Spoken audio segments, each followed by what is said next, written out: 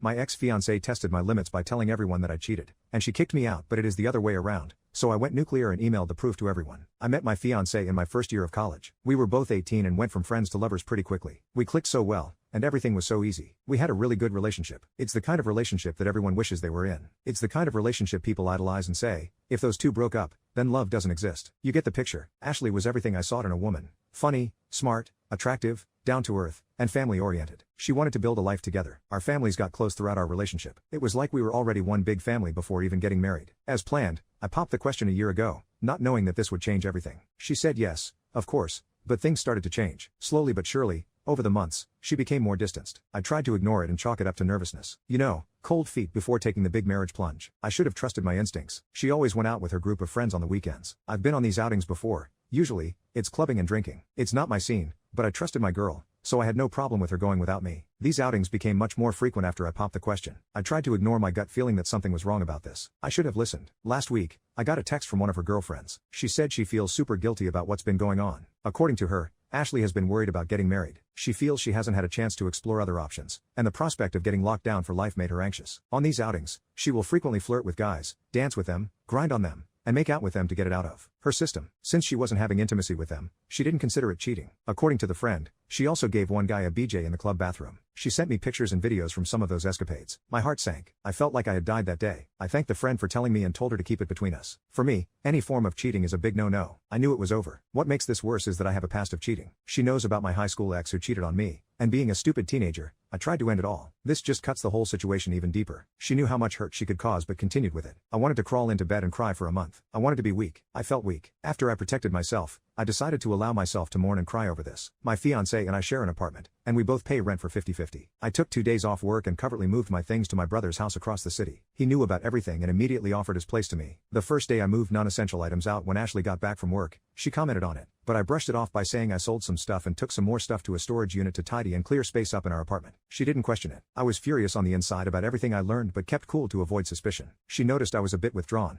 but I told her I was tired and stressed from work. On the second day, while she was at work, my brother and his wife came over to help me pack everything else, and I was fully moved out by 3 p.m. that day. Since then, I have avoided every form of communication my ex sent. I have completely cut her off. I refuse to talk to her or her family. I don't even want to confront her about what happened. She came home that day and saw everything was gone. She texted all my friends and family who texted me, but I only responded to my parents, who were fully behind me and my decision.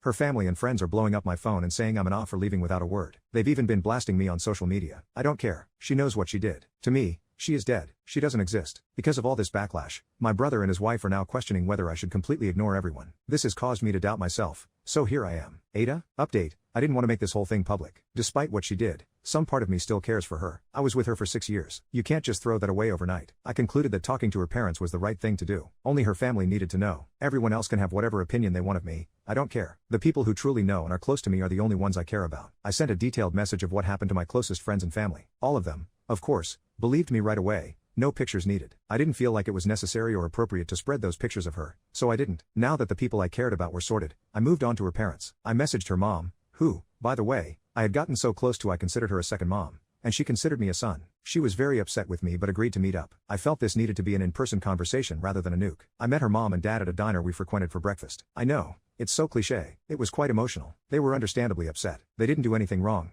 and I cut them out of my life like nothing had happened. I understood why they were upset, so when they confronted me, I was very quiet, just listening, letting them get it all out. I admit I was tearing up with them. That is until they accused me of some things. It's been a whole week since all of this went down. In that week, a lot happened. Apparently, according to her parents, my ex convinced everyone that I cheated and that she kicked me out, and I haven't been answering anyone because I was so ashamed of what I had done. LOL. I laughed out loud. I said sorry, wished them a happy life, and walked out. I was so upset I couldn't even have imagined being accused of this. What a effing joke. I can't believe her parents would believe her, throwing me under the bus so fast. I walked out because I'm sure I would have said things I'd regret to her parents. I didn't want to do this, but she left me no choice. I activated the nuclear option. I went home, made an email titled "For Your Reading Pleasure," and attached every picture her friend sent me, including screenshots of the chat with her friend where she expressed how guilty she felt about the cheating. I also attached the videos of her grinding and making out with other guys. I included a long explanation detailing everything that has happened since D-Day. I ended the email by saying that I did not wish to be contacted and expected my ring back at some point. I attached her parents, any friend I could think of, and a coworker I just so happened to know. F it. So that's where I'm at now. I may be the asshole for sending that email, But she tested my effing limits when I found out what she was telling people. I have zero regrets. I am currently crashing at my brother's place on the pull-out couch. He's helping me get through this as much as I can. Who knows what kind of fallout that email will create. Either way, I'm going to sit back and enjoy it with popcorn, whilst sobbing.